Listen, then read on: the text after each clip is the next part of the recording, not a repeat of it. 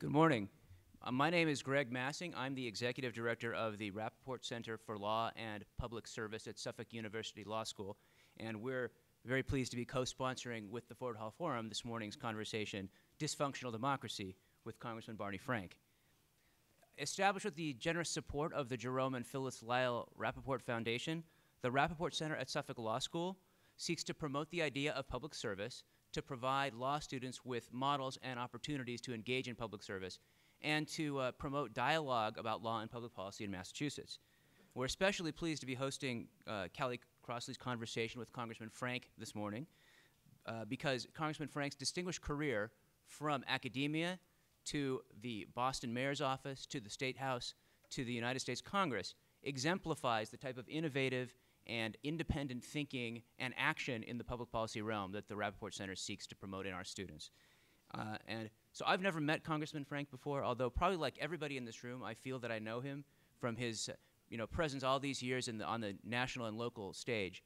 But for me personally, and I apologize in advance, I volunteer at the Perkins School for the Blind in the recording book studio, and I spent over a year recording this talking book that has just become available to our patrons at the Braille and Talking Book Library. And I'll just play you just the very beginning of it.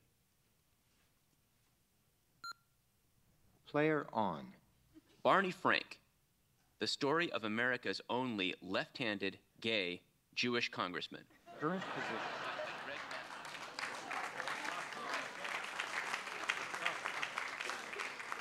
So the book that I recorded, it runs over 25 and a half hours. It's spoken, so I'm not going to play it for you this morning. But I can tell you that it is very informative, very thought-provoking, and very entertaining, as I'm sure this morning's conversation will be. So thank you very much, both of you, for being here.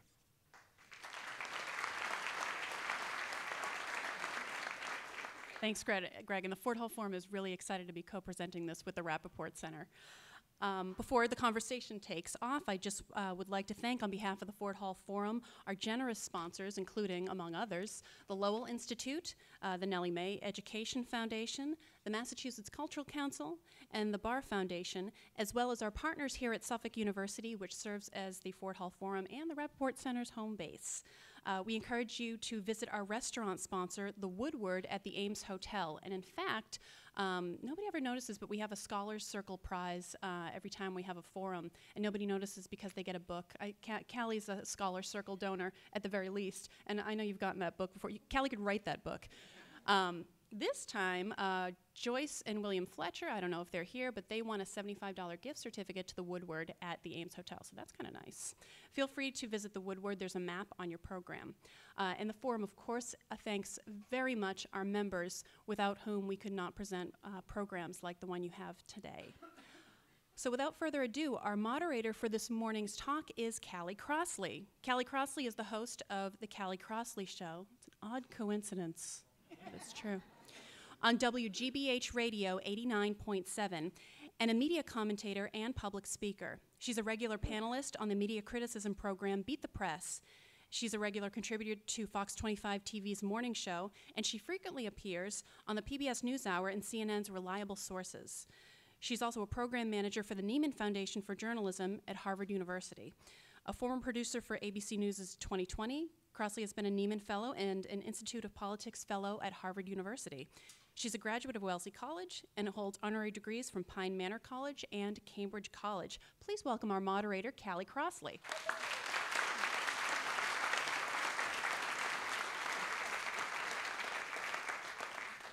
Good morning. Oh, good. I like a robust response.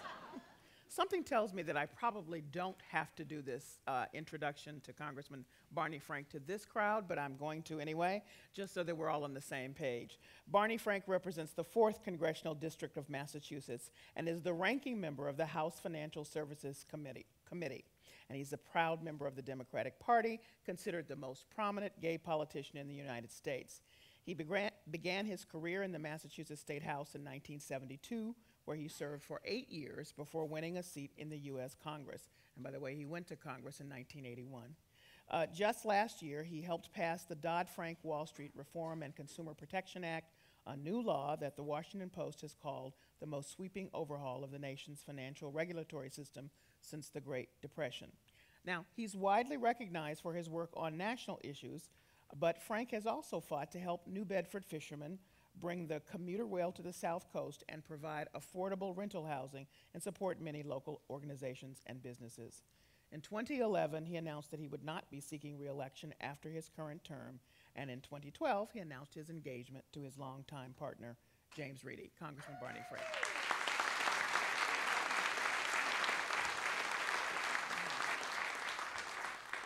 So, Congressman, whenever possible, I like to put a conversation in a positive context. So let's start this way. Are you sure you'll be allowed to continue as a journalist? Yes, I will be allowed to continue. What is it that you think is positive about governance? What is it that you have enjoyed doing as someone who's a leader in our political system? That's easy because as a general theme, it's making the world less unfair. We have two systems in our society, and I think it's the ideal for any society. There's a private sector, which is how you create wealth, and I'm a great believer in capitalism and the free market. The incentives that provides, I think, maximize the production of goods and services. But in the very nature of it, it is a source of inequality. Now, you have to have inequality. Inequality is necessary for that system of incentives to work, for people to work hard, for resources to be allocated according to where people want. Someone who makes a good guess or has a good intuition about what the public wants is going to make a lot more money than someone who tries to sell the public something it doesn't want. What we have as a parallel system is a public sector. And the role of the public sector is, first of all, to provide some rules under which the private sector operates, which it needs. And to jump ahead to one of the topics we'll hit, our big problem, which led to the terrible recession that President Obama inherited, was that during the latter part of the 90s and the first part of this century, people forgot that you need rules. So a lot of new types of private sector activity grew up, and there were no rules for it.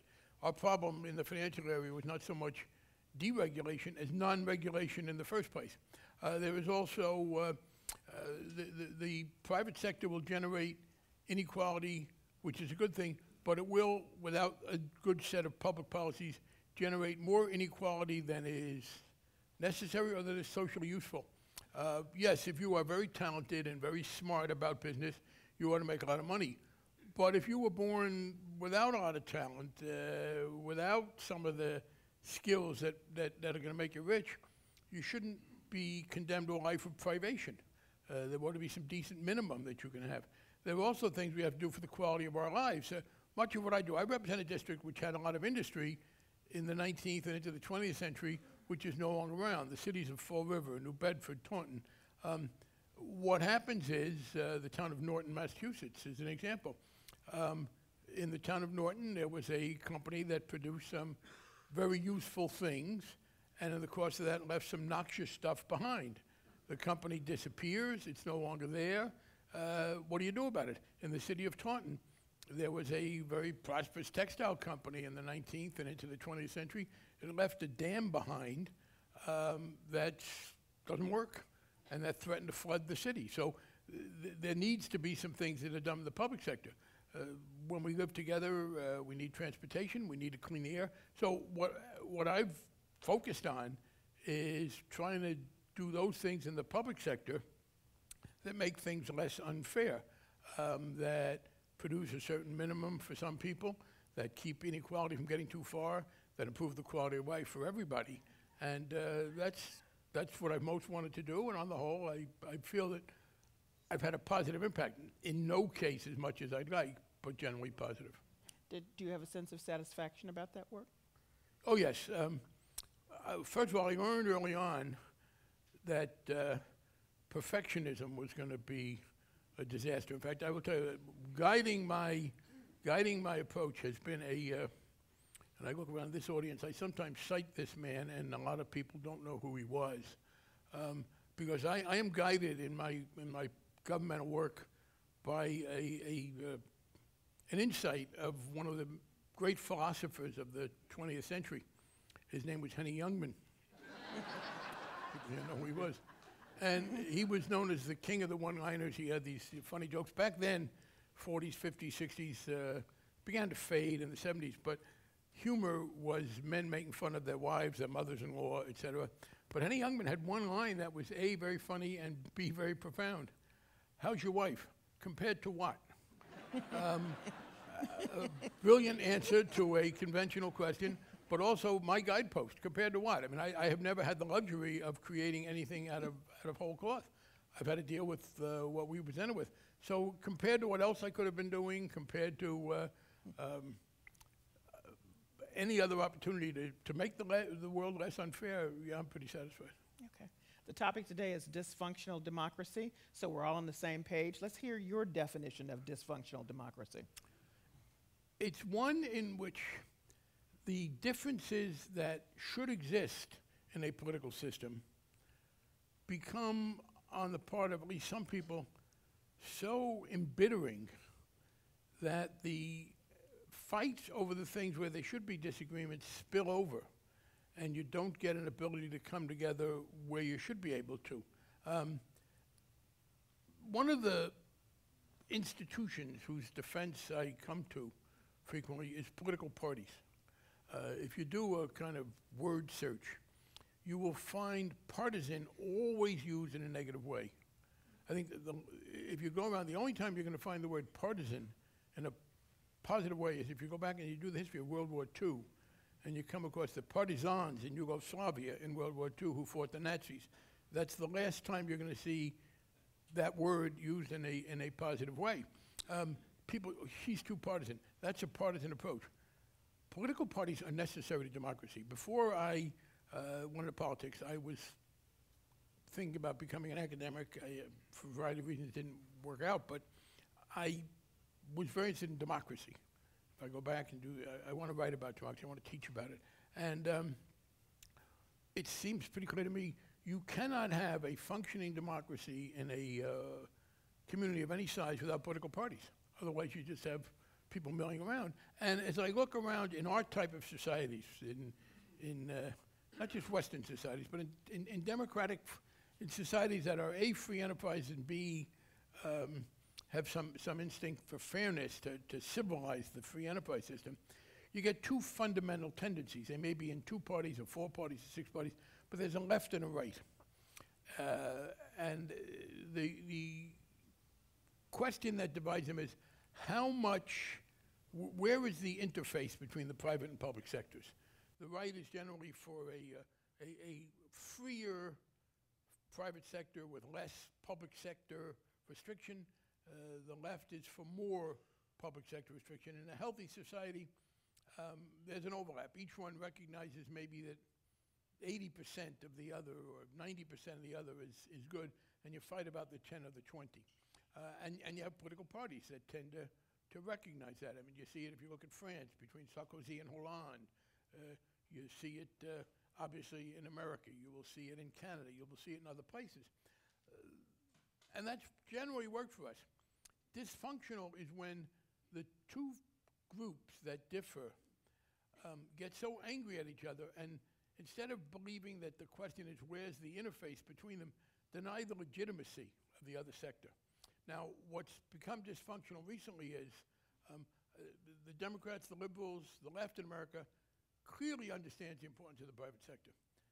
On the other hand, the Republican Party has now become dominated by people who don't just want to diminish the public sector 10 or 15%, but really want to just minimize it beyond the point when I think a civilized society needs, and not only want to go that far, but are angry about it, in which they impugn the other's motives. And by the way, I think you can go back to a time in American history when that began recently, and it's Newt Gingrich. And people went back, and it is a very good book by Martin Tuchman about I got his last name wrong. I'll remember his name in a minute.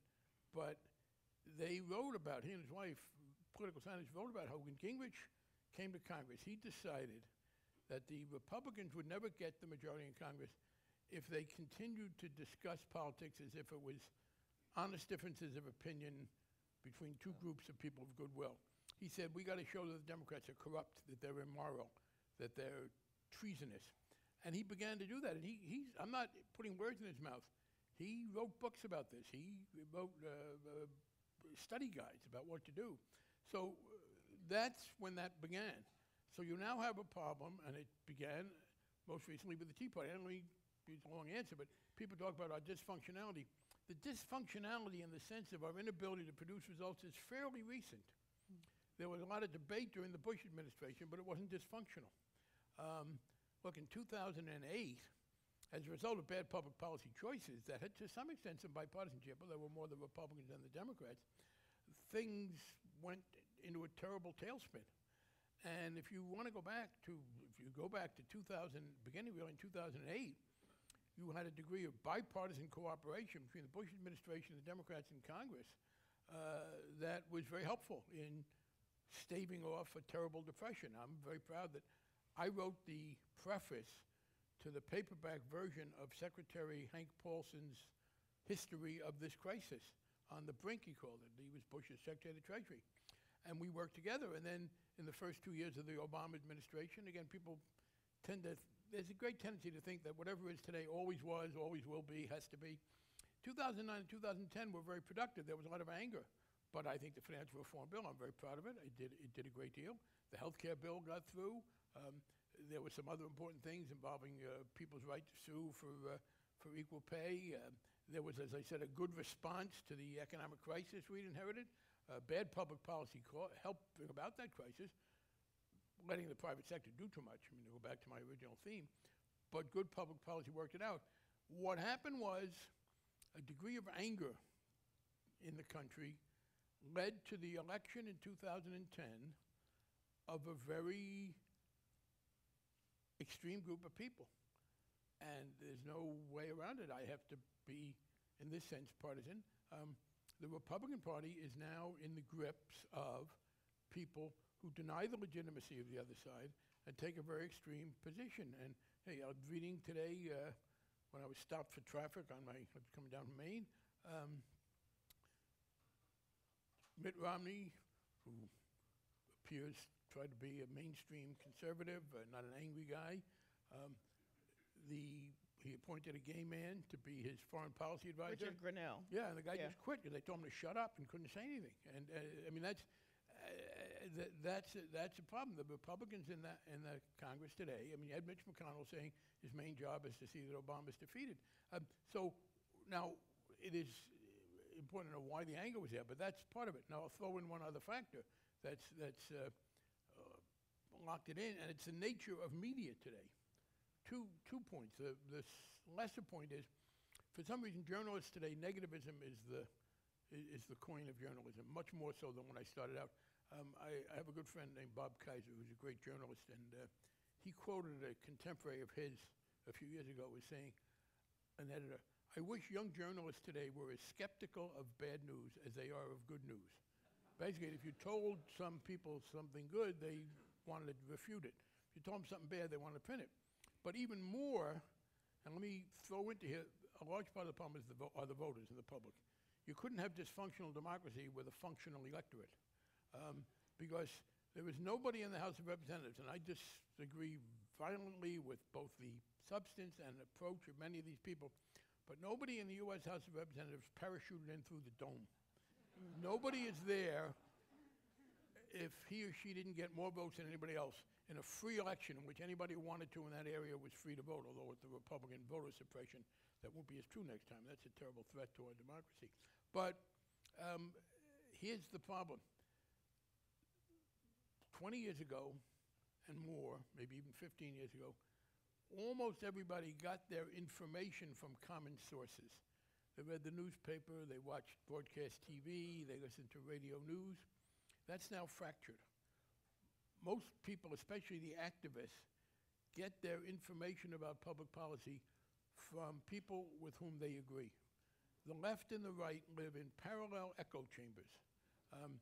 The left is listening to MSNBC, and they're reading some of the blogs, and they have other publications. The right has got Fox News and the right-wing radio talk show hosts. And what happens is, to get a compromise, politicians who start from different positions, basically the way you've done it up until recently is you tend to kind of war game it. I mean, that is, you figure out, okay, how much strength has this group got? How much strength has that group got? And you realize that there's an importance in coming together, unless the differences are too great. So you come to a deal which reflects, to some extent, your understanding of the relative strengths. It might be more to the right, more to the left, depending on who's governing. But something happens. The problem there is, though, for that to happen, people have to make some compromises. It's become very difficult for elected officials to compromise today because their key voters, the base is the word that, people talk about the base, and we talk about the base as if this is some important thing. I'm pretty sure, if I remember this right, that if you translate the base into Arabic, you know what the word is? It's Al-Qaeda. I'm pretty sure that Al-Qaeda means the base. So we might want to be a little skeptical about this lionization of the base because it bespeaks a kind of fanaticism. Obviously very different. We're not talking about people killing each other. But so what happens is this. When the health care bill comes up, and or any other bill, and we talk about compromising, the supporters, the most vehement and active supporters of each party, and particularly the people who dominate primary votes. Let me say, I have a basic rule about politics. Nobody who fails to vote in primaries has any right to complain to me about anything that happens, because it is the domination. It is the domination of primaries, especially on the Republican side, to a lesser extent the Democratic side, by the most extreme elements in our politics. That's what's at stake here. So you go to compromise. They don't criticize you so much on the terms of the compromise. They don't say, well, you gave in more than you had to. Very often it's, why did you compromise at all? Everybody I know agrees with us. I mean, that's literally the problem. It's an echo chamber. People hear mostly from people they agree with, and I have had this experience on both the left and the right. When I was in the airport the other day, I forget where I was going, and a couple of pilots there starting a conversation. One of them, very amiable, was a big Ron Paul supporter. And he was very concerned that Ron Paul wasn't getting the nomination, despite the fact that he was clearly the most popular Republican, etc. I said, well, you lost this primary, that primary. The man didn't believe me. I mean, because his sources of information were different. So that adds to it. So I said, it's not forever, and I hope it'll change. But what you've got now is a very extreme group. Let me close this up. I don't think in American history, with the exception of the years leading up to the Civil War, there's ever been a group that was in control of one of the two major parties that was as rigid and as far from the mainstream ideologically as today's Republicans. And that's the problem. People have said to me, and I've said, well, why can't you guys work together? And I said, well, you've seen the year. How easy do you think it is for me to come to agreements with Michelle Bachmann? And people say, well, are you saying that all the Republicans in the House are Michelle Bachmann? The answer is no. They're not all Michelle Bachmann, but they either agree with Michelle Bachmann or are afraid of losing a primary to Michelle Bachmann. Richard Lugar, very distinguished senator, could lose his primary next week. Now, it's partly because he was voting from a house that he had sold 35 years ago, and the woman who owns the house said, who the hell does he think he is voting for my house? He didn't pay me any rent. You got mainstream conservatives feeling frightened. So that's where we are. What I hope will happen is that the right-wing thrust of the Republican Party will be defeated, and we will go back to mainstream conservatives with whom I will be able to disagree without challenging each other's bona fides. And again, within that 10 to 20% where we're fighting about what the overlap is, not whether we should. Look, Grover Norquist is considered to be one of the great leaders of the Republican Party, and he said, I would like to take government, put it in a bathtub, open the drain, and let it fall away. That's where the dysfunction comes from. Okay, so bottom lining it in a shorthand way, there's three areas which contribute to dysfunctional democracy. First, we have moved past people's promoting or moving toward issues that they care about to really attacking them, and that seeps down into a poison that makes it impossible for folks to come together and even have a conversation.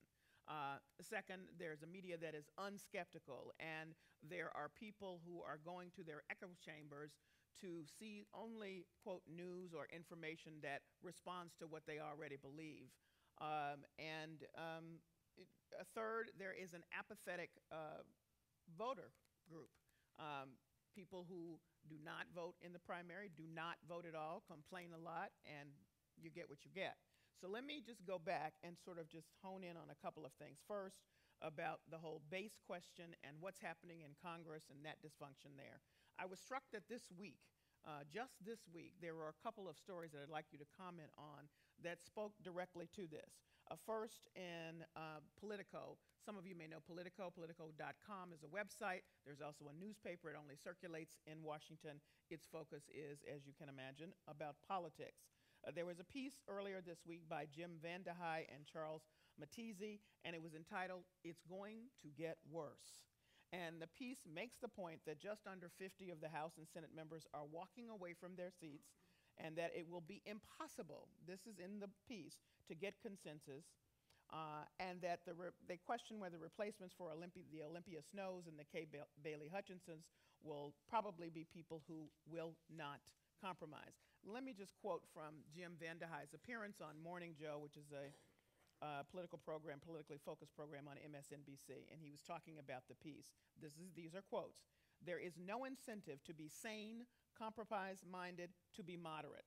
Every incentive favors the ideological believer. There is no middle ground. This means there is profound implications for governance because it's almost impossible to get anything done. With so few seats in play, there is no reason to move toward the center of compromise."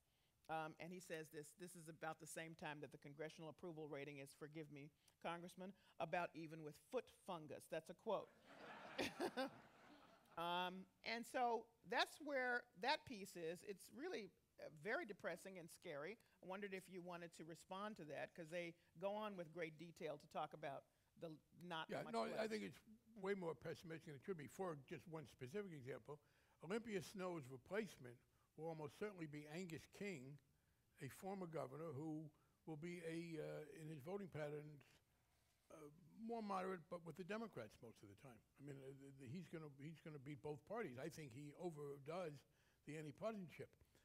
The second thing I would say is this: there was a great piece in the Times. There tends to be this great kind of, we're plague on both your houses. The tendencies we're talking about are much worse in the Republican Party than the Democrat, or to take a more neutral term, they're more pronounced in the Republican Party than the Democratic Party. And the New York Times had a very good piece, the journalist doing it, not meaning to editorialize, said, The skeptical journalists are doing in that piece. Talking about this. Well, I don't mind skeptical journalists. I'm just saying, those must have been. It's the cynical journalists that I mind. Journalists who tell me, well, you must understand we have an adversarial relationship with you. And that's a common phrase. And the answer is no, it's not supposed to be adversarial. It should be skeptical. That was a quote from Jason Siegel from the New York Magazine. From New York Magazine, and I'd had that previously with people, a guy from CNN and others. By the way, I did give credit where credit is due. The book I was talking about Gingrich, is by Martin and Susan Tolchin, Tolchin. I urge people to read it. It is the origins of this, and they say very clearly, these are two political scientists, in Newt's own words, that he decided that this was the route to go.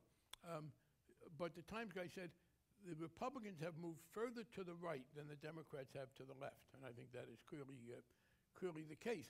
A couple of other substantive points. One, they leave out one incentive, and this would be the kind of cynical journalism. Our motives, our interests. It's less true of the Republicans today, but most of the people I've served with in Congress, look, you don't run the Congress to maximize your income or to minimize the stress in your life.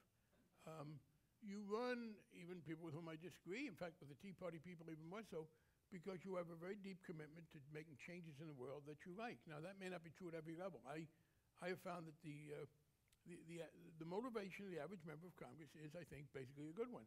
And that's the incentive. The incentive is what got us there in the first place. It's to make the world a better place.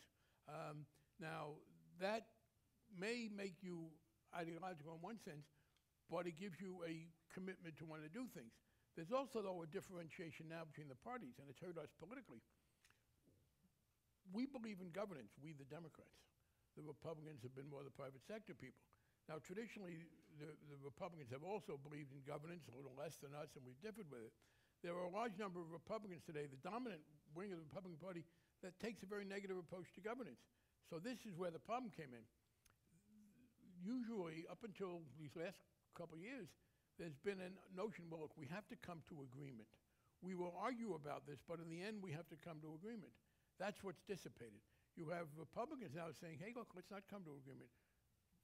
We don't like government anyway. The less government does, the better. So for them, a dysfunctional government is a more functional private sector.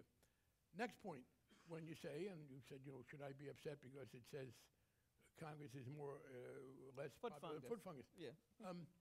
Foot fungus, if foot fungus was in fact infused by people, then I think you would say, gee, what's the matter with those people who gave everybody foot fungus? Well, I'm talking about the voters. Here is the deal. Every member of the House, and I think every current member of the Senate, there's one appointee, Senator Heller of Nevada was appointed to replace John Ensign. So 99 senators and 435 members of the House were elected by the voters. So what you're telling me is the voters who elected all of us think they did a terrible job. I mean, how else do I judge this? If they don't like who we are, why'd they vote for us? Let me put it this way. If you went into a hotel and the guy who took your car banged it into a post and the bellhop dragged your suitcase along the ground and they couldn't find your reservation and they would get up to the room, it was dirty, would you say, that bed is a very nasty bed, oh, that post shouldn't have been there, or would you say, who hired these people? Right? I mean, what hotel owner or management hired all these incompetents? Well, that's what I got to say to the American people. What were you thinking when you voted for these people whom you hate? Because now I understand there are some institutional factors. And so, but even with that, I think I'm more optimistic. First of all, depends on the November elections. If the Democrats hold the Senate, from my standpoint, from public policy, but also from this standpoint, and win the House, obviously there are a lot of Republicans who don't like this dominance of the Tea Party types. But they are intimidated now by the fact that they would lose. If the right wing's 2-year ascendancy in the House turns out to be politically damaging, then you'll see a resurgence from the more centrist people. And again, as I want to say, even with all the things we talked about, up until 2010, things were working pretty well. The Bush years, and take the Clinton years, the Bush years, the first 2 years of Obama, there were differences, there were some mistakes made, terrible mistake in the Iraq War, but we didn't have this inability to function. I think the voters now will decide whether they want to make things better or not. If they re-elect the same group of people, then the same thing will happen. Let me ask you a question, because I wonder if it's about naivete of the American people in this way. And I use Governor Sanford, speaking of voters that put people in office in Florida, as an example. Because I had many a conversation about his election. I mean, you can extrapolate it to others' election. He's an avowed Tea Partier. I don't know if you know who he is.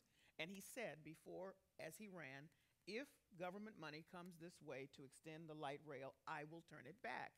And the way I'm looking at it and reading it, and I want you to weigh in on this, is that the voters say, yeah, but you know, he doesn't really mean that. If the money comes, we're going to figure something out. But he said that consistently. He did not hide it. It was not a surprise. And almost to a person of the folks that identify themselves as Tea Party candidates, they were pretty clear. I am going to Congress to do X. I am not interested in a long-term political career. I'm going to do X.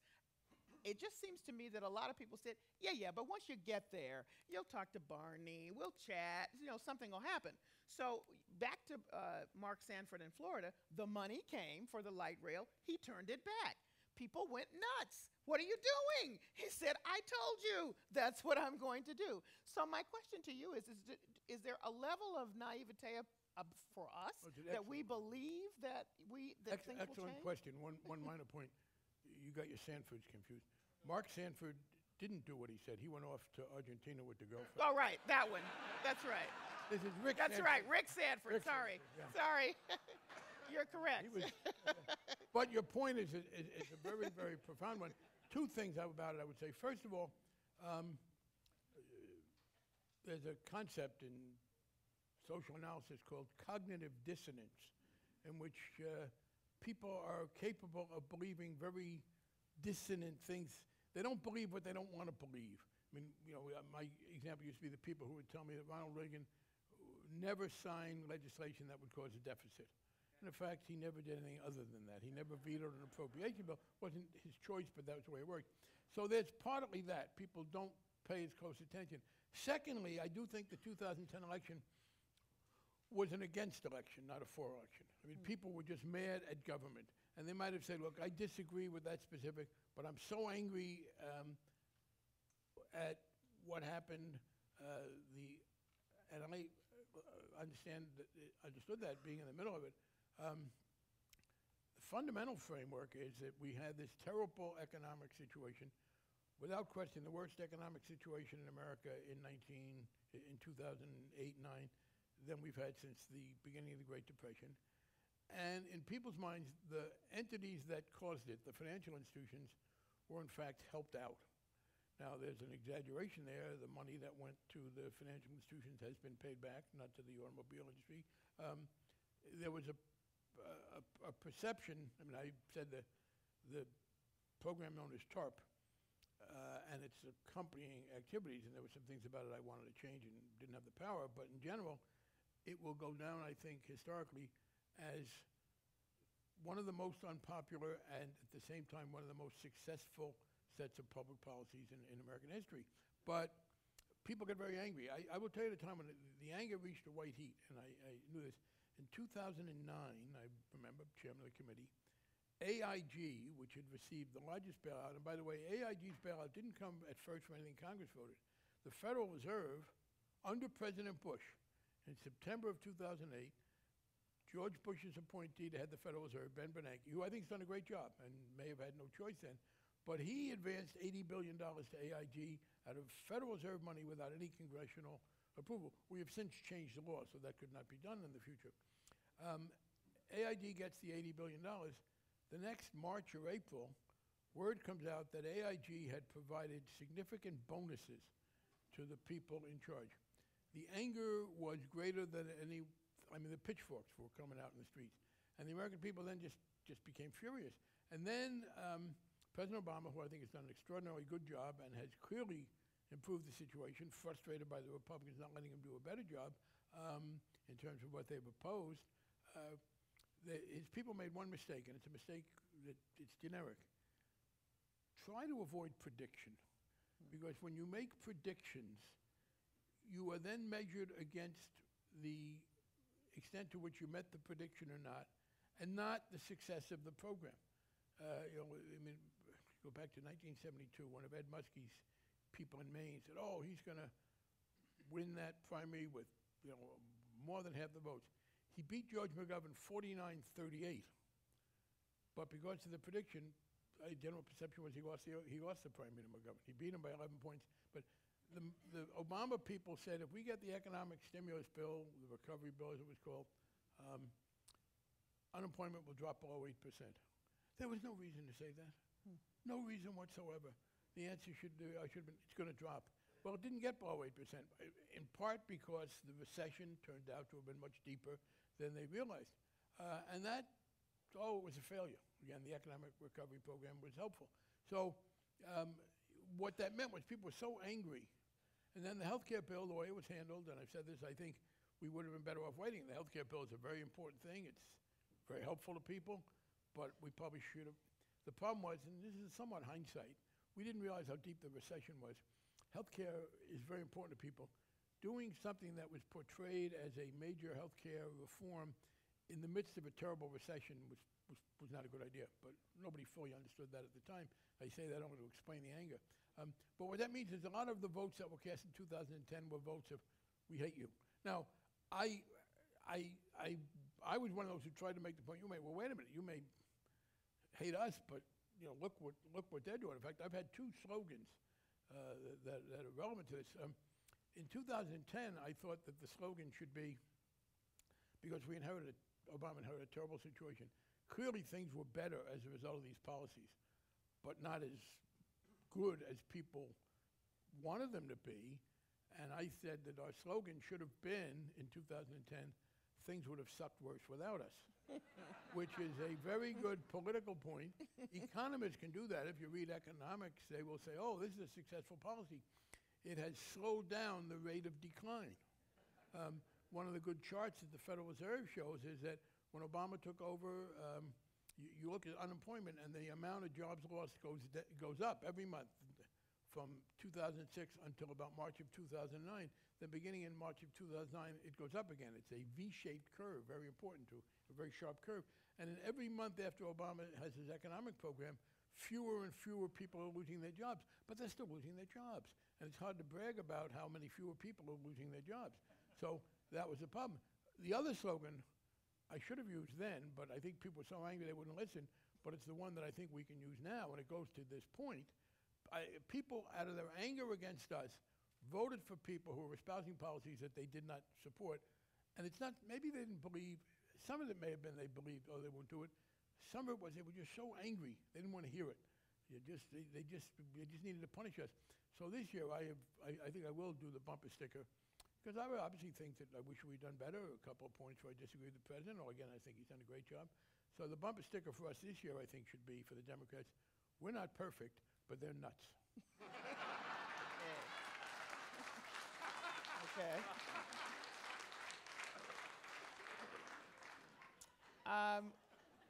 Congressman, I'm going to ask you to respond to a couple of things because I want to get to questions here in the audience. Senator Scott Brown made a big speech this week at Bunker Hill Community College about the need for civility in government.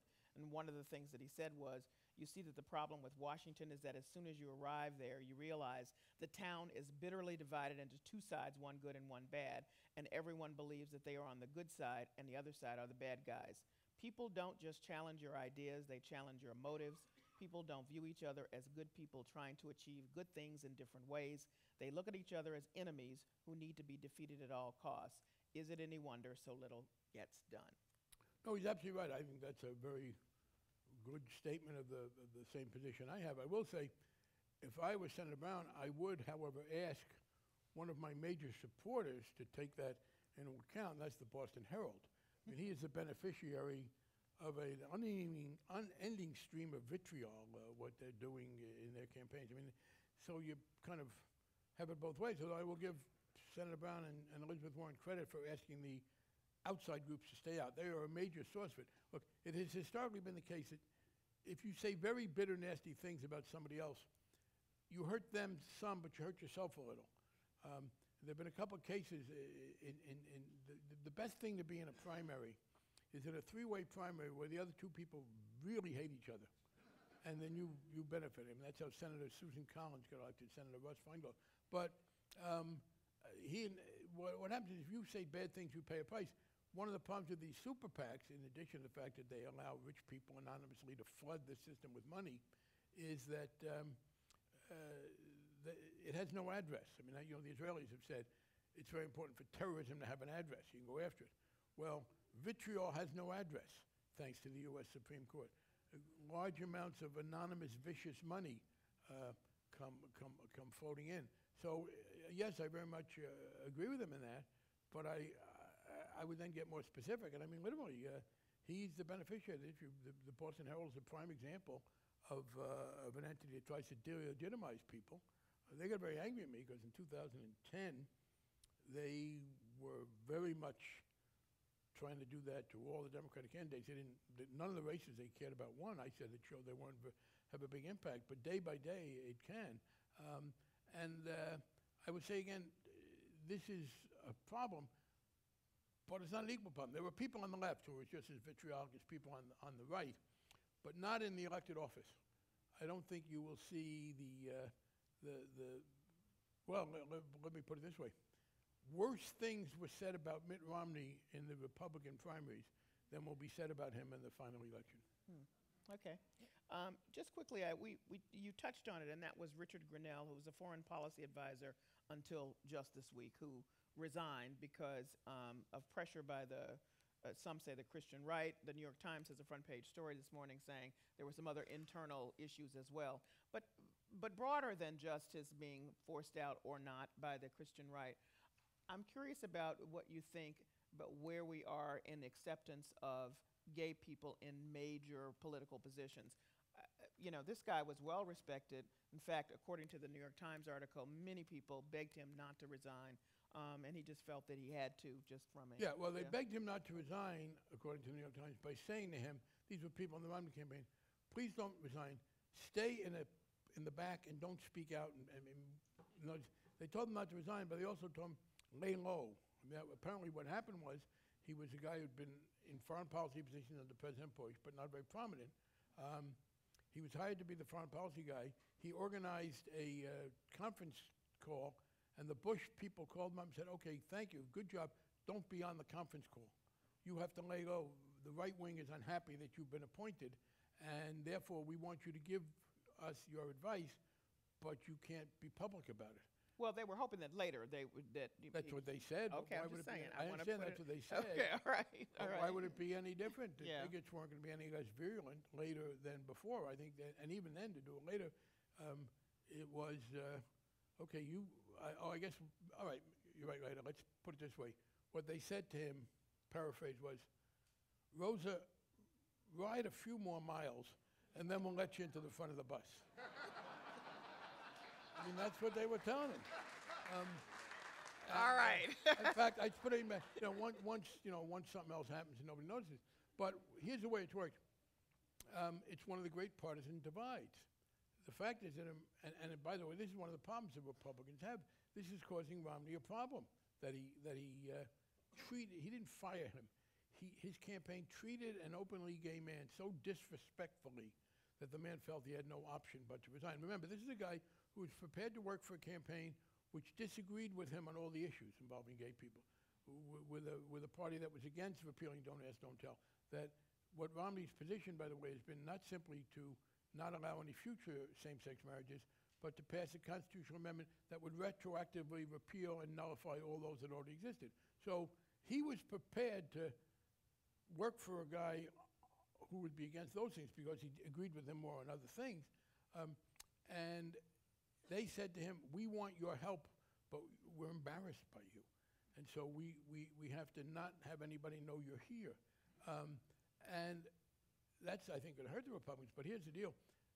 In the past 40 years, and there's very few things in American political life that have as clear a starting point as the fight against sexual orientation discrimination. It's 1969 in Stonewall, and I see this very clearly. By the 70s, this began.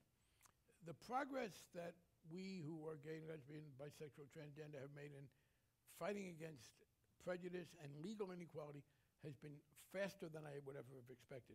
And it's, by the way, there's been a debate within the community, and one carries over to Occupy today. We have done it largely, I believe, by two things. First of all, by being honest about who we are.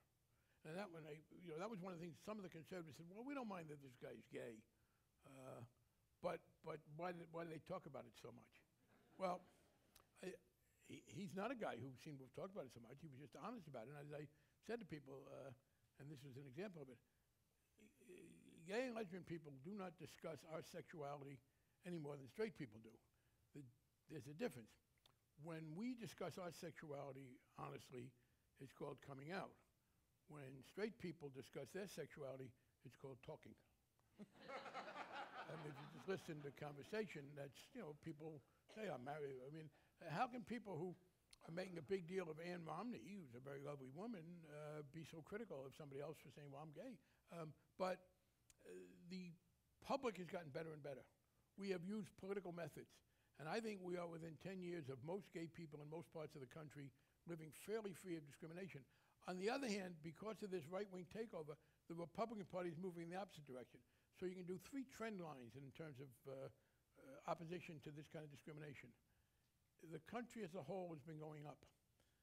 The Democrats have been going up by even more. The Republicans have been going less so. There was actually less support for many of the issues that come up than before. Just give you one example on the Democratic side, and then we'll get to the question. In 1998, a very able woman named Tammy Baldwin, who was an openly lesbian member of the Assembly in Wisconsin, the equivalent of our State House of Representatives, decided to run for an open congressional seat. The Democrats were very nervous. The Democratic leadership in Congress, this is 1998, tried to discourage her and were inclined to support a straight, very liberal, pro-LGBT guy because they were afraid a lesbian couldn't win. This is in a district which was centered on Madison, Wisconsin. And I and some others said to them, are you crazy? You're going to just totally alienate people. That's wrong. You can't do that. So they backed off, and she won. But that was, they were very nervous. This year, she's running for the Senate, because there's an open Senate seat in Wisconsin. And in direct contrast to 1998, she is the uncontested Democratic nominee for the United States Senate. So in a 14-year period, she went from the Democratic leadership saying, please, don't run, you'll lose the seat, to the Democratic leadership saying to other people, hey, we're for Tammy, stay the hell out of this, we got to do this. So that's been great. But the Republicans, because of this right-wing capture, are going the other direction. I think there are a lot of Republicans who would like to be freed from that, but once again, they're afraid of losing primaries. Okay. Questions from you?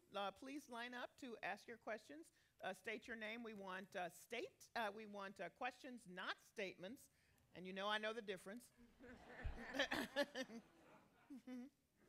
Congressman Frank, it's an honor to have you here. I want to ask you about the level of anger in this country right now. That the anger just seems out of proportion, out of place. What are the subcurrents there? You know, the subcurrents of racism, of, as you brought up, this culture of intolerance. I wonder if you could address that. Sure. I agree the anger is disproportionate. Take the health care bill. There was great fury over the health care bill to the point where I said, you know, we were doing it again, I would have come on later. But there isn't anybody in America who's been disadvantaged by it. I mean, the health care bill has now been law for a couple of years. Where's the harm? It's a really quite extraordinary phenomenon that people are so upset about it. In fact, some people are benefiting. I did notice, you know, there's an argument that some conservatives have made that if you're a liberal and you think taxes should be higher, then you should voluntarily pay higher taxes. The theory being that if you don't like the public policy, then you should not follow the public policy you don't like. You should act as if it was different. Well, they're going to have to talk to Senator Brown, who was elected on a policy, a platform more of opposing the health care bill than anything else, who now acknowledges perfectly openly that his 24-year-old daughter is taking advantage of this by staying on her health benefits. Well, it's the same issue. If Elizabeth Warren should pay higher taxes because they think should be higher, then Scott Brown shouldn't take advantage of the health care bill because he thought it shouldn't be there. The answer is no. You live in a society, you live by the laws, and you're free to advocate changes. But that's a perfect example. A couple of things. First of all, I do think you had this problem of the terrible recession. Remember, the anger is not, you wouldn't have this anger in 2008. Let's not think this is so deeply rooted in America. It wasn't there in 2009 during Obama's first year. What happened was there was a much deeper recession than we expected. People lost their jobs, felt insecurity, lost their homes. Almost everybody in America knows somebody who lost the home, and that really hit people literally where they live as well as metaphorically. And at the same time, they saw the people that they believe were the authors of this, with some justification, getting rewarded. Now, I think that part is not the case, although we could have done more. But I think that's what drove the anger. In terms of racism and bigotry, I think there was less and less every year. What happens, though, is this. When a devout doctrine is under assault and is shrinking, its believers sometimes become more fanatical. I mean, if you're a homophobe, you really are terribly upset these days as you see the society leaving you. And I think that's a part of it. The main manifestation we're getting of racism today, I think, is not motivated so much by dislike of black people and Hispanics as dislike of how black people and Hispanics will vote. Mm-hmm. The major racism we're seeing in America today, it's what would fall under institutional racism, are a series of laws adopted by Republicans in states that they control, making it harder for low-income people to vote, making it harder for less educated people to vote. It's a very serious assault on our democracy. Sir. Yes, Congressman, I wonder if you'd talk a little bit about the Glass-Steagall disaster that was created in 1999-2000. And I'd also like to just follow up with this is, can you talk a little bit about the points that Ron Suskind brought out in his book, Confidence Men? Yeah, I didn't think much of Suskind's book. I think he underestimated a lot of what we did. I take great pride, for example, in the fact that Citicorp shareholders just voted down the salary structure for the top executives because of a piece of our bill. The notion that they were playing with Wall Street, if you look at what's going on, the Times just had a piece the other day. The Republican super PAC's gotten $30 million from Wall Street. Obama's gotten a couple $100,000 or something. I mean, the Wall Street has clearly shifted its allegiance. They do not like the bill. As to Glass-Steagall, I voted against the repeal of Glass-Steagall. I did think it should be replaced. Remember, Glass-Steagall was passed in 1932. And it did not ban any activity. It did say the activity couldn't be conducted by an institution that was at the same time a bank and an investment house. Now, to some extent, we have embodied that in the Volcker Rule. The Volcker Rule, named for Paul Volcker, says banks can't do things on their own. They have to do them for their, they can do things for customers. But beyond that, much of what caused the problem would have been unaffected by the Volcker Rule. For example, by Glass-Steagall. When Glass-Steagall was passed in 1931, there were no derivatives. If you had simply reenacted Glass-Steagall, you wouldn't have done a thing to regulate derivatives. Literally, not a thing. AIG was unaffected. They weren't a creation of Glass-Steagall. Secondly, the biggest single problem, I think, that came, again, would not have been retarded by Glass-Steagall. 30 years ago, when you borrowed money, you borrowed it from the person you were going to have to pay back. And then 20 years ago, they came up with securitization. Under securitization, the lender makes a bunch of loans, bundles them up into a security, sells that security to other people, and is out of it, and has no further interest in whether or not people repay their loans. So that the major protection we had against imprudent loans disappeared. Nothing in Glass-Steagall would have retarded that at all. What we put into the bill was a concept we borrowed from insurance. If you're an insurance company and you want to get reinsurance, you have to retain some of the risk. We said that. We said that if you are a lender and you're making these loans and you sell them to someone who's going to package them as a security, the person who packages them as a security has to retain 5% of the risk. We raised the capital standards for banks. So what we did was financial activity has gotten much more complex in 80 years. Simply reenacting an 80-year-old statute which said banks and investment houses should be separate. Wouldn't have done anything about Countrywide and its bad mortgages. Wouldn't have done anything about derivatives. We did, as I said, under the Volcker Rule, say there's a limitation on what banks can do, and we further gave the regulators the ability to further restrict what banks can do. So, as I said, what we did went far beyond Glass-Steagall in a number of important areas. As to Susskind, I think he's just wrong. And I think the proof is where we are today. The financial community, which was large, many of whom were very supportive of Obama in 2008, have now become totally angry at him and are giving to our opposition. And I would say in 2010, when I was running for re-election, I had an opponent who announced that he made this clear. He said there was a Republican primary. Between February and September of 2010, he raised $200,000, according to him, because he had a primary opponent. Once he won the primary and was my opponent, he raised more than $2 million. Now, he didn't raise that money. I raised that money. But a large part of it came from people who were angry at me. Now, sometimes, you have these people who, they have to give people felt when the financial institution had to give to me to palliate me. I think that was wrong. But one major financial executive in Boston had given me $4,800, and then when he saw that there was a chance for me to lose, he gave my opponent $4,800. He manages a mutual fund. I was going to say to him, I could have given you some money management advice. Instead of giving each of us $4,800, give neither of us anything, and you've saved $9,600. But as I said, you go down the law, and I think it has done much more than Glass-Steagall, and we took some of the parts of Glass-Steagall, but 80 years later, it was, I think, substantially irrelevant to much of what we had to deal with. Okay. Sir, I really want to give everybody a chance. Well, let me just ask, prohibit what? Well, I don't know what you mean by bundling. Prohibiting derivatives is a mistake because there's a legitimate function for derivatives. If you own an airline, you want to be able to run that airline based on things that you have some influence over. What a derivative does is to allow you to smooth out, take out of your equation fluctuations in the price of energy. Similarly, if you're a farmer, you want to be able to make calculations about how much to grow, et cetera, so you are prepared to put some money up, protect yourself against great drops in the price, and you agree not to benefit from the great swings. In fact, what we did in the bill was to differentiate between people who are using derivatives because they have a real commodity. We call them end users. I mean, we're now in court. Under the law authority we gave them, the Commodity Futures Trading Commission basically said, if you are an entity that never goes near a barrel of oil, please do not buy much of it, because the only reason you're buying it is to manipulate the price.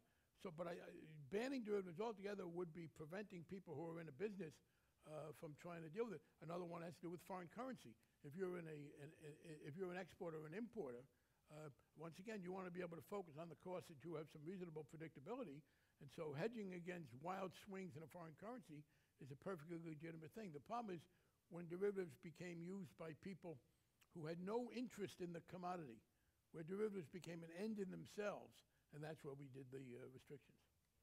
Okay. Representative Frank, I want to thank you for all your years of service. I don't view you as a politician, I view you as a statesman, and for that, I thank you.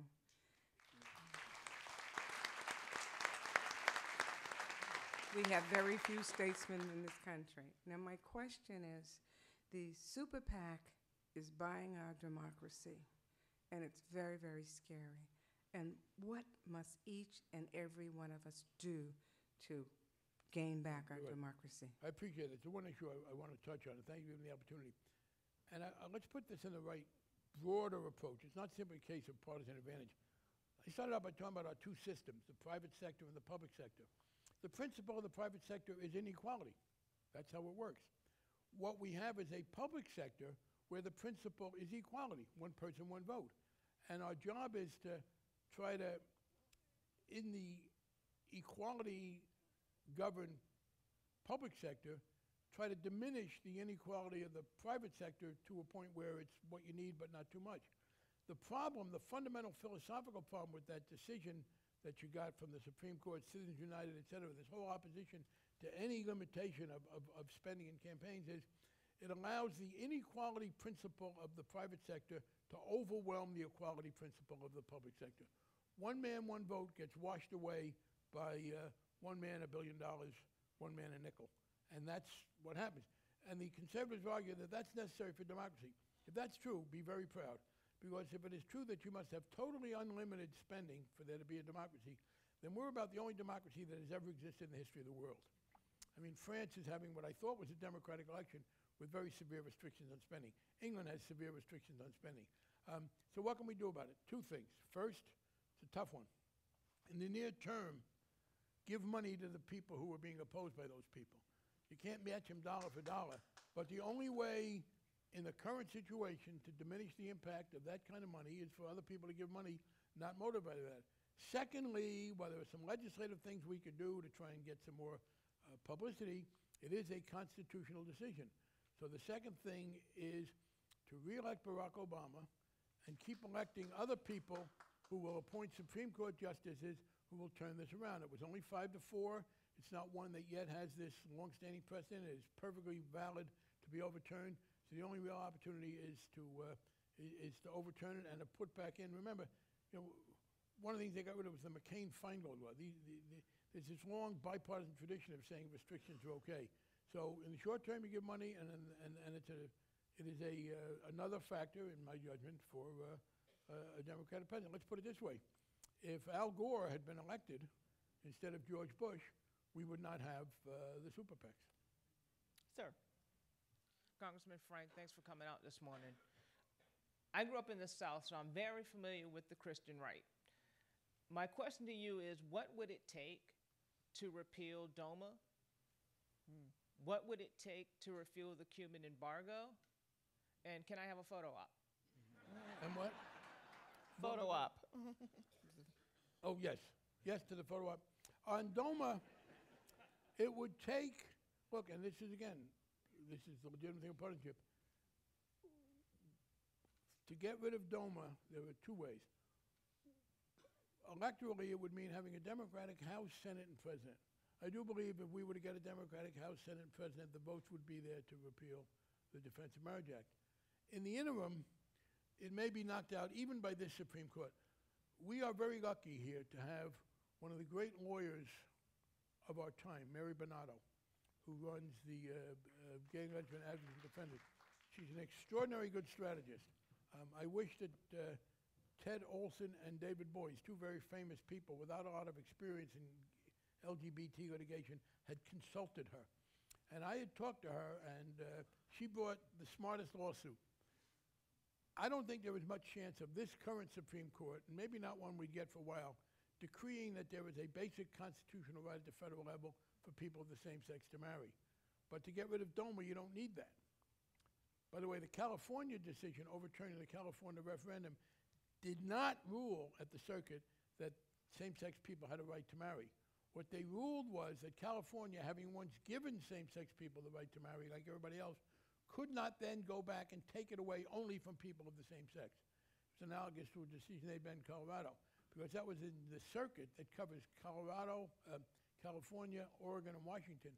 So same-sex couples under that law could get married in California, but not in Oregon and Washington. But here's what Mary Bernardo did, which was very smart.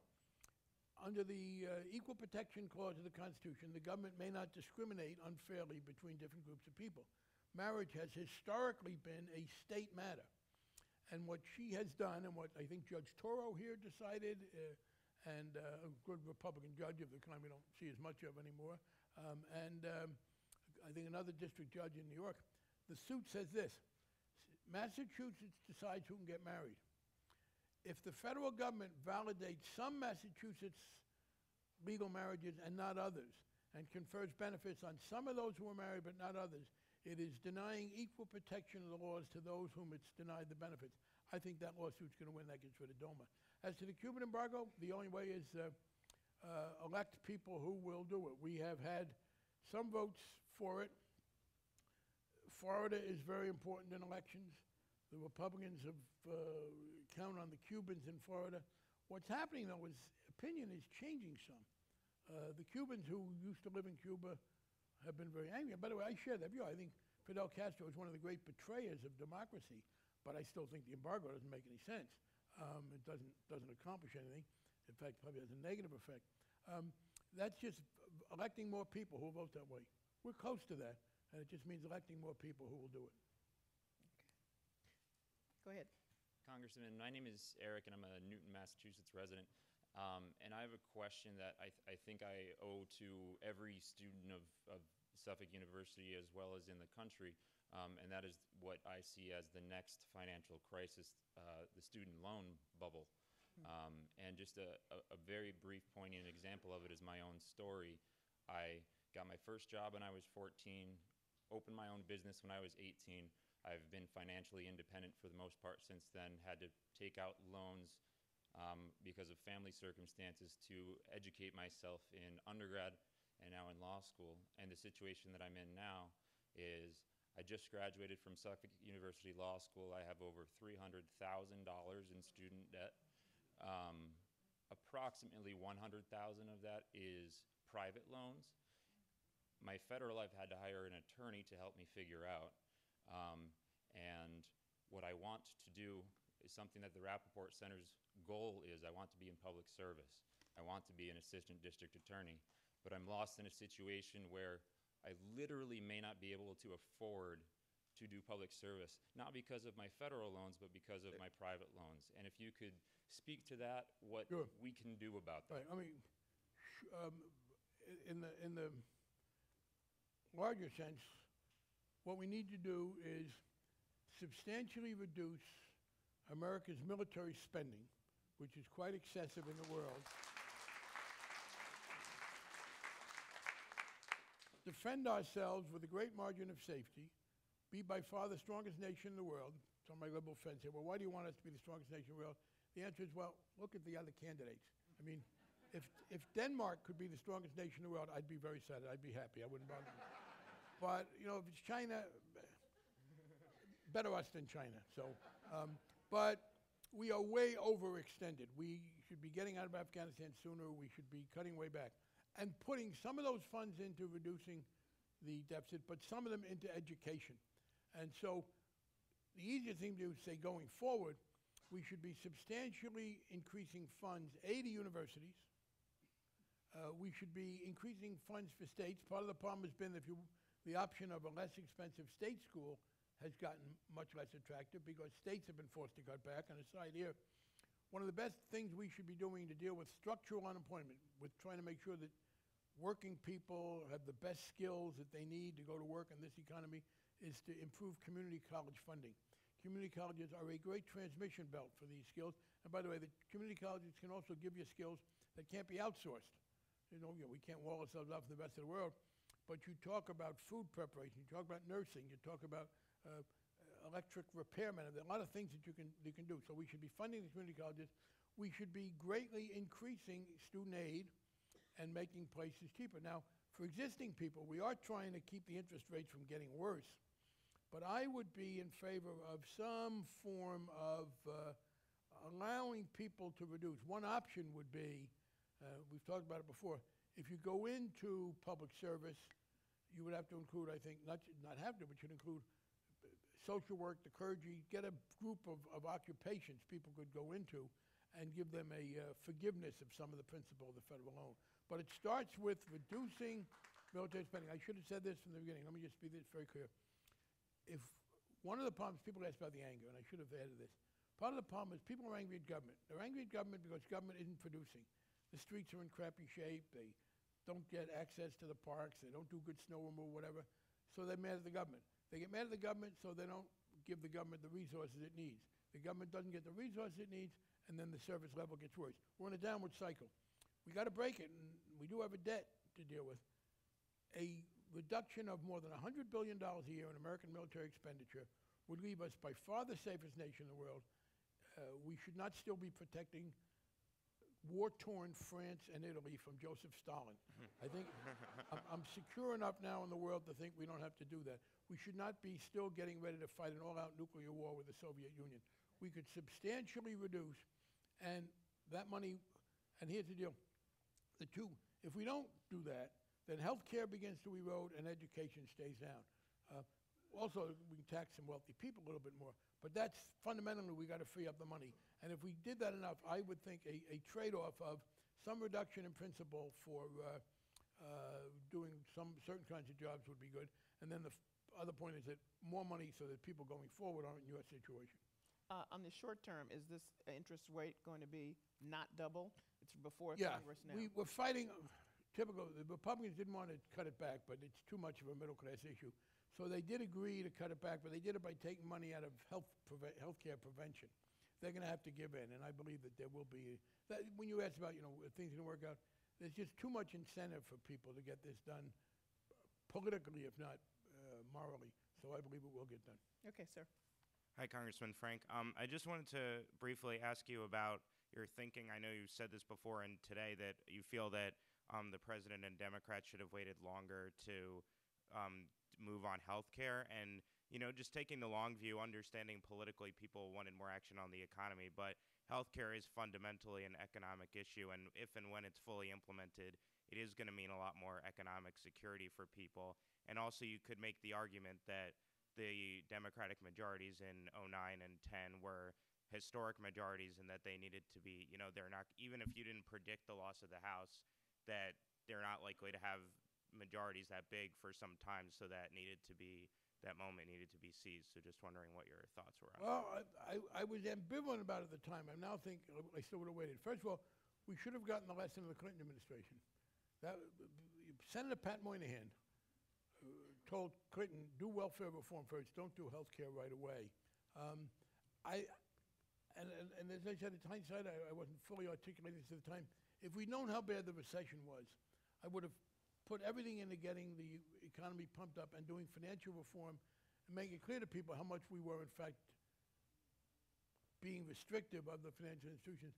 And then we could have gotten health care in 2010. I wasn't saying necessarily put it off after the election, but let the first two issues, the dominant issues, the identification, instead of the signature issue being healthcare, it should have been straightening out the financial institution, stressing some of the tough things we did, and getting out of the recession. And then I think the election would not have gone as badly. I agree the healthcare bill is a very important piece of legislation, but if the argument is, well, but it was still worth doing, the price we paid, not just Democratic control of Congress, but it had to do with the anger. The anger was not rational about the healthcare bill, but there was a sense in the country, oh my God, we don't like this bill and they're doing it anyway, they're ignoring us.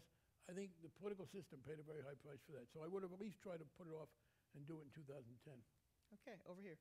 Hi, good morning, Congressman Frank. I'm honored to be here with you. And my question is quick and easy about the lobbyists. Basically, apart from all the lobbyist companies and organizations in Washington, there is one that stands out, which is AIPAC. And even though they have A in their name, which is American, they have nothing to do with America. They have been promoting stuff that is in line with another country's interest. My question to you is, would you support AIPAC be declared as a foreign lobbying organization, and would you devote your rest of your life for this cause? No, I think I do have, let me say this, and I will acknowledge this. There are people who live in the district I represent who have a great commitment to a foreign country and who spend a lot of their time and energy lobbying me to be supportive of that foreign country, of promoting America's good relations with that foreign country, who urged me to visit there. And when America recently said it was going to be cutting back aid to that country, they said, this is terrible, you got to change it. And in fact, I just came back from Portugal because I am describing Portugal. There are in the district I represent several 100,000 people of Portuguese ancestry, mostly from the Azores. And I don't think the attachment many American Jews have to Israel is any different. Now, as to AIPAC, they are Americans who are lobbying for what they think is in America's interest. I would tell you, by the way, that, and this is one of the arguments I have with AIPAC, I don't think American policy would be all that different.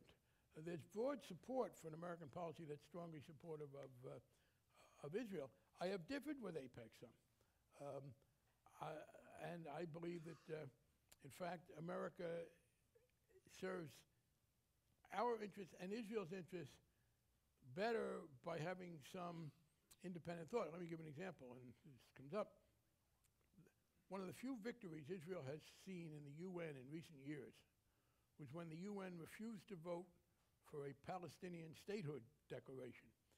And that defeat, which was unexpected, came about because of great diplomatic work by the Obama administration. And it was diplomatic work that was enabled in part by the fact that Obama had been critical of some of the settlements. Because if he had not been seen that way, he wouldn't have had that credibility. So I think, that's a perfectly reasonable thing to do. The last time I did speak at an AIPAC conference, by the way, a year ago, not this year.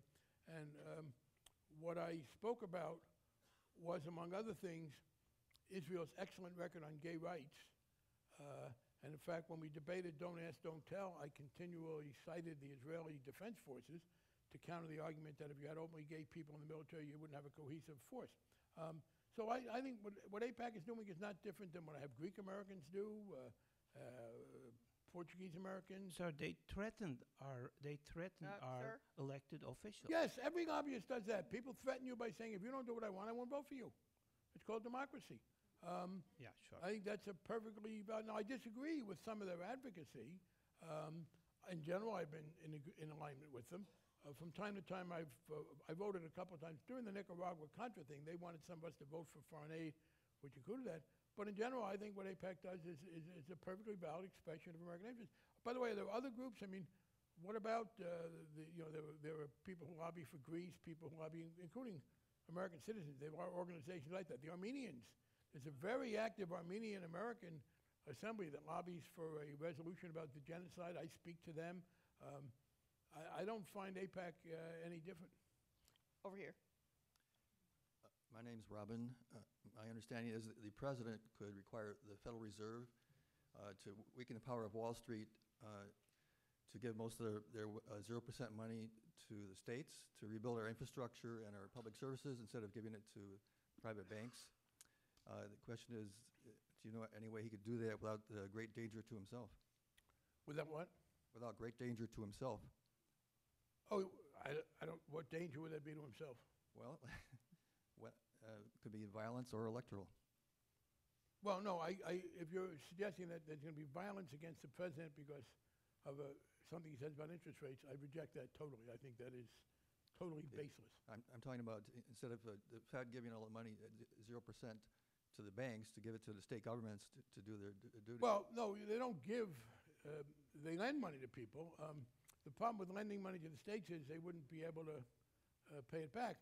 On the other hand, I mean, you're talking about lending, and the banks have paid it back on the whole. But the other point is this: the suggestion that the low interest rate.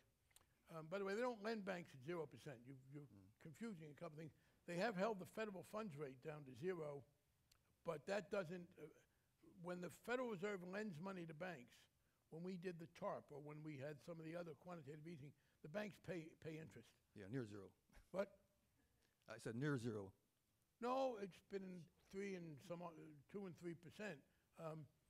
You know, there is a big difference between 3% and 0. In fact, let me put it this way: the Federal Reserve has made money on the money it's lent to banks. For example, it lent some money to the European Central Bank, which in turn lent it to European banks, which helped divert the kind of disaster in Europe, which would blow up our recovery here. In general, I think I've been a great advocate of the federal funds rate being kept 0, because that's good for the whole economy. That's good for workers. That's good, and that's good for the states. The lower the interest rates that the Federal Reserve maintains, the lower the interest rates are the states have to pay on municipal bonds. But they don't lend money to people who can't pay it back. Well, they used to. I take it back. In the AIG case, we think the AIG hasn't yet paid it back. And there was a power under the Federal Reserve to advance money to anybody they thought needed it in exigent circumstances.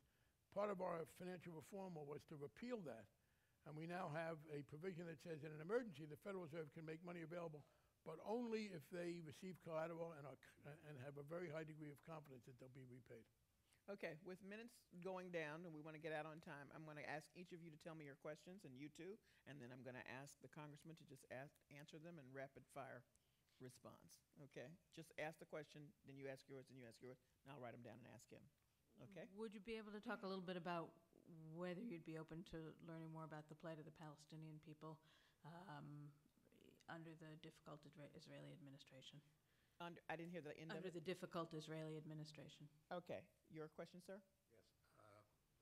I know one of the big issues in this year's campaign is the discussions about income inequality, and I hear people talk about income inequality, and of course, I don't have to go through all the statistics and so forth to discuss it. But in any event, I have not heard anybody say anything about what can be done to resolve the problem. Can you discuss it, please? Okay, based on what has happened with the housing industry and the large amount of foreclosures that have happened, I was just curious to see what your thoughts were upon reflection of your initial, and I don't know quite how to characterize this, and I don't want to, but about making home ownership more fair, or making it easier for people with less financial resources to be able to own a home. Okay. And divorced of, pardon me, I'm sorry, just not divorced of, but slightly without having the financial, to me it seems like the financial basis is the only thing that would drive that, the ownership, and I just didn't know. First, as to the Palestinians, I do pay a lot of attention. I listen, I read.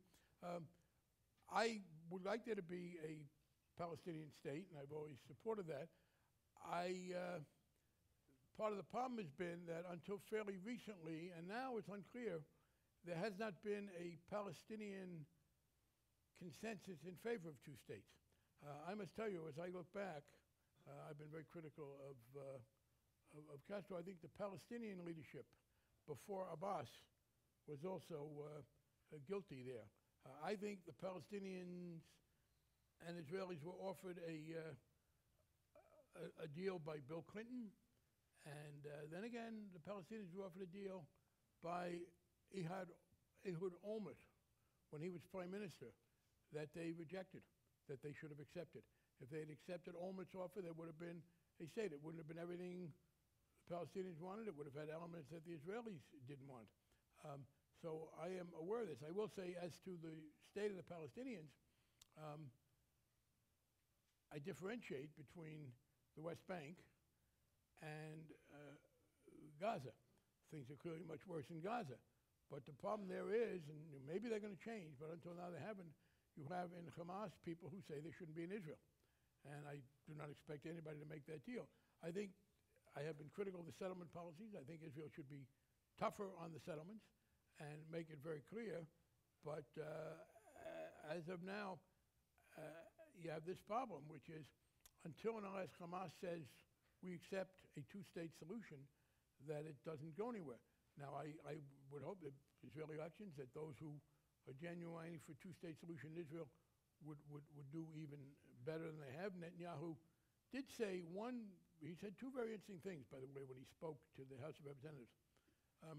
Three people in my lifetime, three heads of government, have mentioned gay rights favorably from the rostrum of the House of Representatives. Bill Clinton, Barack Obama, and Benjamin Netanyahu, as he contrasted that. But he also said, more significantly for these purposes, there are Jews now living in what they consider to be Israel who will not be there after the two-state solution. Now, I think the settlements are an obstacle to that. But my answer is that would be greatly helped if Hamas were more willing. On inequality, we could diminish it in a couple of ways. First of all, by a better tax system.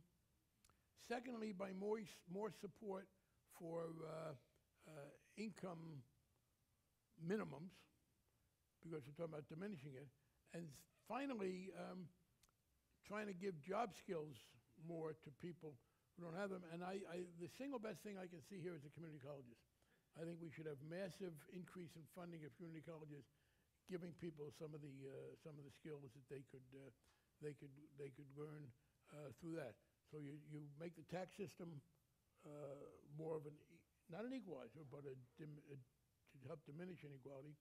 You support programs that keep people at a decent minimum, and then you try and give people better job skills. And as I said, I think community colleges are the best ones for that. And then finally, in international economic relations, it's interesting.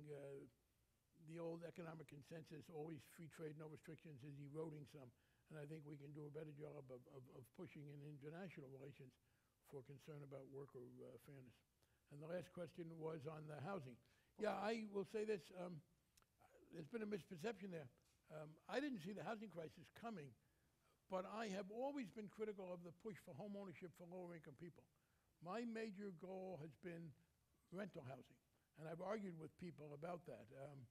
In 2004, George Bush ordered Fannie Mae and Freddie Mac to increase the percentage of loans they made to people below the median income. I criticized that. Now, I was too optimistic about Fannie Mae and Freddie Mac, but frankly, on the conventional housing, I didn't see the conventional housing dropping. But and there's a party difference here. In 1994, the last time the Democrats had the House before 2007, we passed a bill that told the Federal Reserve to stop subprime mortgages to people who couldn't afford them. The bill was called HOEPA, Homeowners Equity Protection Act. Alan Greenspan explicitly said, no, that's an interference with the market. I won't use it. In 2005, some of the Democrats, we were in the minority, tried to pass that legislation. Finally, and the Republicans blocked it.